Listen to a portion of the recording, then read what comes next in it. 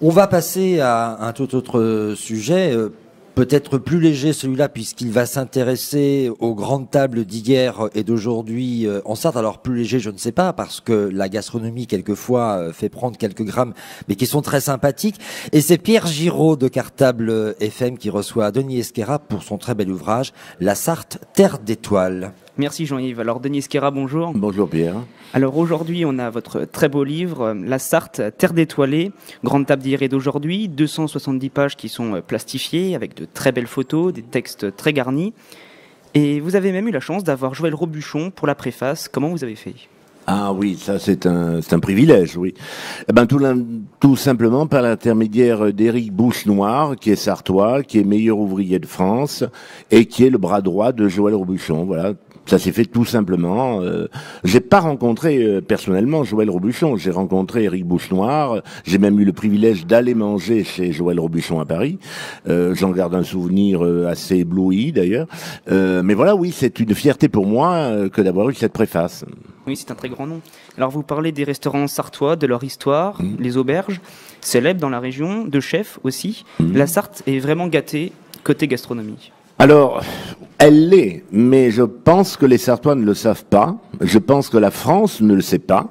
Et donc, si ce livre a une petite efficacité, j'aimerais que ce soit celle-là. C'est-à-dire que l'on fasse savoir d'abord aux Sartois qu'ils ont la chance de vivre dans un département, dans une région qui n'est pas suffisamment mise en valeur, et qui n'est pas suffisamment mise en valeur au plan de sa gastronomie. Il y a quand même eu de très, très grandes maisons dans ce département. Il y a eu le Ricordo qui existe toujours à Loué, qui a vu défiler le monde entier. Et quand je dis le monde entier, c'est pas un amusement, hein, c'est vraiment le monde entier, dont les plus grandes célébrités sont passées par le Ricordo à Loué, de même que les plus grandes célébrités sont passées aussi par le Moderne au Mans, par l'hôtel Moderne au Mans. De même d'ailleurs, moi j'ai découvert des choses tout à fait étonnantes en compulsant le livre d'or de ces grands établissements, que au Grand Cerf, qui était un restaurant qui se situait de l'autre côté de la Sarthe et où officiait Claude Auréal, qui a inventé la marmite sartoise, un soir est venu manger Paul McCartney, qui l'a su au Mans, par exemple, Claude Nougaro, etc. Donc, si ces tables étaient aussi bien fréquentées, c'est sans doute que leur cuisine était remarquable. Et aussi du côté des distinctions, hein, c'est très bien aussi. Il y a deux restaurants étoilés aujourd'hui. Oui, il y a aussi des très chefs récent, oui. meilleurs ouvriers de France aussi. Il y en a pas mal qui ont un rapport avec la Sarthe. Il y a par exemple Roland Rousse, Éric Bouchenois ou encore Philippe Maille. Là encore, la Sarthe est bien représentée et on peut quand même être fier de ça. Ah ben je pense oui qu'on peut être fier de ça. On peut être fier parce que effectivement on a deux chefs étoilés depuis les années 2000. Bon, on a Camille Constantin depuis 2 ou 3 ans, je ne sais plus, qui est étoilé à La Flèche. Et puis on a évidemment Olivier Boussard qui reste toujours le chef étoilé Manceau. Mais il y a derrière toute une pléthore de jeunes chefs dont je parle dans le livre et dont je présente la cuisine, hein, qui ont autour de 45 balais, 45 ans, la 45aine comme on dit, qui sont très prometteurs. Donc et qui pourraient tout à fait devenir des chefs étoilés. Et puis surtout, si la Sarthe est une terre de patrimoine culinaire et gastronomique, c'est aussi parce qu'elle a d'excellents produits. Alors, moi, je vais pas me faire le porte-parole de Le Foll, de Monsieur Le Foll, que j'ai fait intervenir, que j'ai interrogé assez longuement et que je fais intervenir dans la préface. Mais enfin, il y a sur ce terroir l'excellent poulet de Loué, il y a l'agneau bleu du Maine, il y a le porc fermier sénoman, etc., etc. Donc, sans parler des œufs bio de Loué. Donc, il y a d'excellents produits et il faut que ce département sache mettre en valeur ces produits qui permettent cette gastronomie de renom. Et puis, les Sartois aiment bien manger aussi, quand même. Et vous essayez d'être un peu porte-parole de tout ça ? Et oui, alors que je ne suis pas du tout de la région, évidemment. Ah oui, c'est ça, vous n'êtes pas Sartois. Alors, pourquoi vous vous attachez autant à cette région ? Tout simplement parce que Madame l'Éducation nationale m'a demandé d'y officier pendant 37 ans, que je n'ai pas réussi à en partir encore, bien que je veuille retourner un peu dans ma région d'origine, mais parce que c'est une terre où j'ai plein d'amis maintenant, évidemment, où j'ai fait d'autres racines, autres que celles de mon Bordelais ou de mon Pays Basque natal, et parce que je trouve, j'insiste beaucoup là-dessus, que c'est une région qui ne sait pas se vendre, voilà, alors qu'elle a des atouts remarquables. On est proche de Paris, on est aux marges de la Bretagne, mais c'est aussi peut-être un inconvénient que cette région soit une terre de carrefour. On passe par par la Sarthe pour aller en Bretagne. C'est d'ailleurs pour ça que les gens s'arrêtaient aussi fréquemment au Ricordo. Hein. Et encore aujourd'hui, Madame et Monsieur Deschamps ont repris le Ricordo et veulent en faire une maison à nouveau prestigieuse. Et cet été, le Ricordo était plein de gens qui partaient vers la Bretagne. Vous êtes tombé amoureux de la cuisine, des produits sartois? Et puis aussi un peu des gens quand même, parce que les Sartois sont des gens intéressants. Donc il faut gagner le cœur, mais c'est des gens sympathiques, oui, intéressants et riches. Denis Guérin, oui. Vous dites que voilà, on ne sait pas se vendre par rapport à nos richesses gastronomiques. Pas que d'ailleurs. Il y a patrimonial, architectural. Tout à fait. Il y a un livre que vous avez sorti il y a quelque temps maintenant concernant les rillettes. Est-ce qu'il n'est pas de fait scandaleux que les rillettes de Tours soient reconnues? Mais elles vont la voir, le RIGP. Et pas les rillettes du Mans. Elles vont la voir. Maintenant, il faut que les gens s'entendent. Enfin, je vais pas rentrer dans les raisons mais objectives pour lesquelles l'IGP n'a pas pu être encore reconnu, mais ils vont s'entendre. Ça va se faire, évidemment. Bon. Mais il faut pas non plus entretenir cette guéguerre entre les rillettes de Tours et les rillettes du Mans. Ce sont deux produits totalement différents. Tout à fait. Mais au demeurant, quand on parle quand même les rillettes du Mans. Quand on parle de rillettes dans ce pays, on pense toujours au Mans et pas à Tours. Bien sûr, grâce à Bordeaux-Chenel. Grâce à Bordeaux-Chenel. Donc, s'il n'y avait pas eu Bordeaux-Chenel, les rillettes ne seraient pas devenues un produit nationalement connu. Donc, voilà. Je pense qu'il ne faut pas non plus systématiquement critiquer Bordeaux-Chenel. Bon, mais oui, elles vont la voir, oui, l'IGP. Bon. Mais continuez à acheter vos rillettes chez votre charcutier du coin, quand même. Bon. Ça, c'était une bonne recommandation. Oui, bien sûr. Alors on va continuer. Alors vous êtes ancien prof au lycée Le Mans Sud. Vous consacrez dans le livre 7 pages à la formation à l'école aux jeunes, avec les lycées dans l'hôtellerie, restauration, boulangerie, pâtisserie. Vous parlez aussi du lycée Sainte-Catherine avec 490 élèves. La formation et l'apprentissage des jeunes est crucial pour vous? Oui. Moi, je trouve qu'il y a là-dedans tout un vivier de jeunes talents. Moi, j'ai été extraordinairement séduit par le feu sacré que ces gamins ont.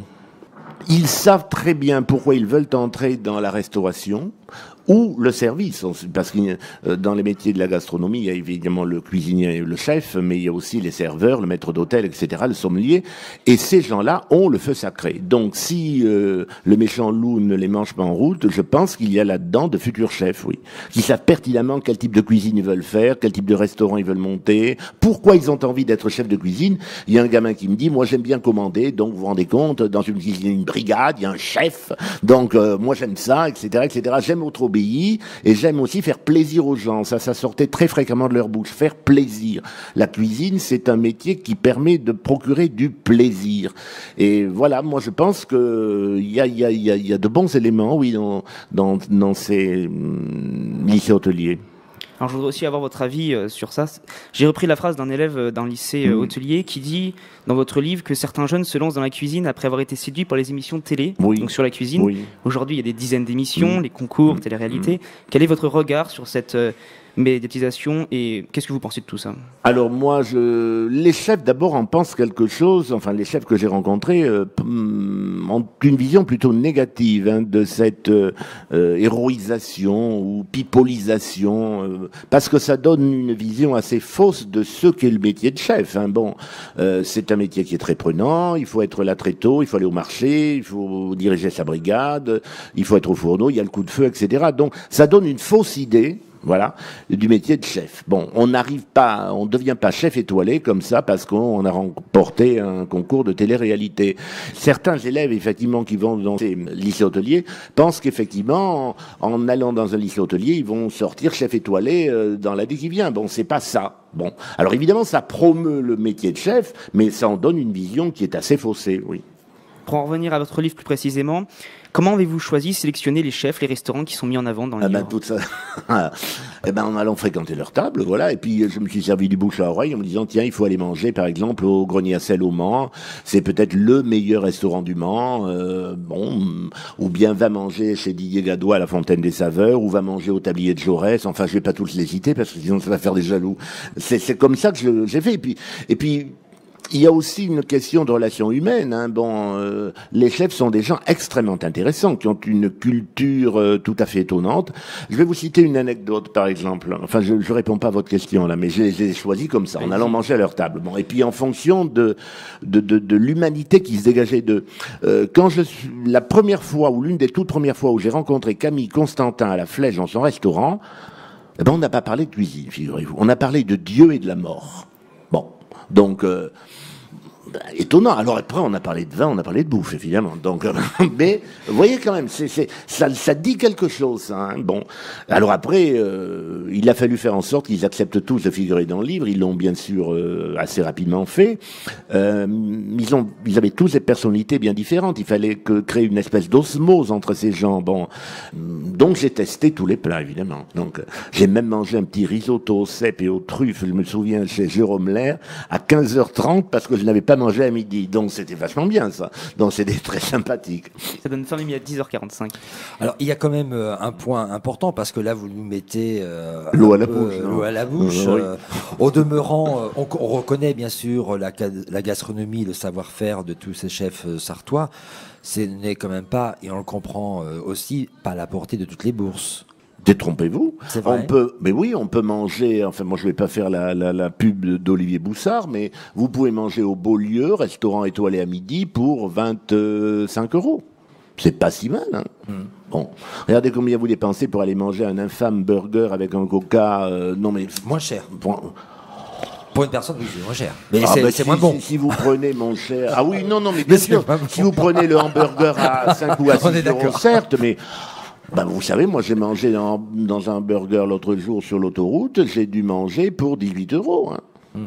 Vous mangez bien peut-être. Ah ben non, j'ai pris un hamburger qui est bon. À propos de burger, allez chez Jérôme Foulard vous fera un burger au tablier de Jaurès avec du foie gras, bœuf fermier, c'est autre chose. Bon, non, je crois que c'est pas si cher. Il faut pas croire que c'est cher. Hein. Vous nous présentez 45 recettes, donc élaborées par des grands chefs. Oui. Il est catégorisé aussi en 4 catégories, avec certaines qui sont plus simples. Il y en a 27 avec 1 et 2 étoiles, 18 avec 3 et 4. Là, vous touchez tout le monde, les personnes qui ne sont pas forcément qualifiées, et il y a les plus expérimentés.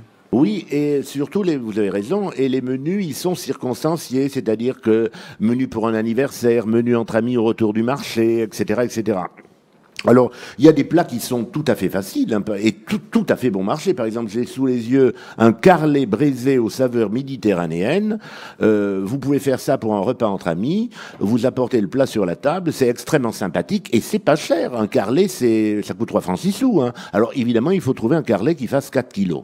Donc, Camille Constantin en avait trouvé un sur le marché de la Flèche et il nous a fait un plat qu'on a dégusté d'ailleurs ensemble.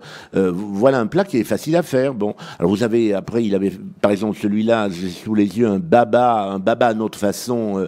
Le baba repose dans une gelée à la gare-à-gare. Je ne sais pas si vous ferez ça. Bon, le plat est joli, c'est faisable quand même. Hein. Tous les plats sont faisables. À la portée, oui, de toutes les bourses, hein, parce que sauf Olivier Boussard, chef étoilé oblige, qui vous propose du caviar qui qu'il dépose sur des mouillettes trempées dans des œufs bio de Loué, donc alliance du très simple et du très sophistiqué, mais c'est Olivier Boussard.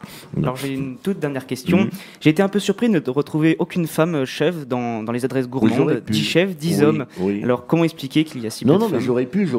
Il y a un restaurant chez Mitton, par exemple, où la chef est d'origine japonaise.